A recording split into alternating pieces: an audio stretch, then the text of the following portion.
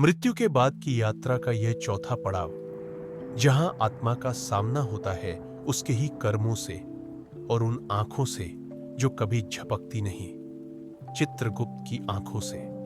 आत्मा अब वैतरणी को पार कर चुकी है और लाई जाती है उस स्थान पर जहां सत्य ही अंतिम निर्णय करता है, चित्रगुप्त का न्यायालय। यह कोई पृथ्वी जैसा न्यायालय नहीं।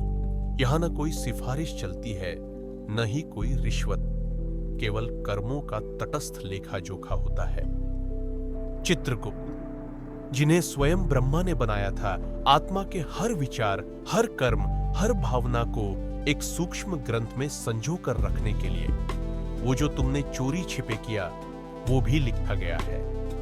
वो जो तुमने दूसरों के लिए त्याग किया वो भी लिखा गया है।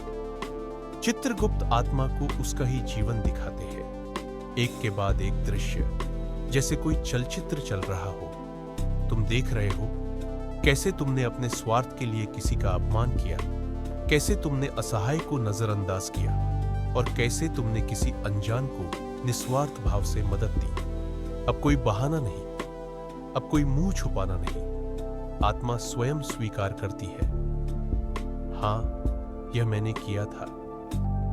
चित्रगुप्त का निर्णय केवल इस जीवन के आधार पर नहीं होता, बल्कि यह भी देखा जाता है कि तुम्हारे कर्मों ने कितनी आत्माओं को ऊपर उठाया या कितनों को गिराया। निर्णय होता है नरक, स्वर्ग या पुनर्जन्म।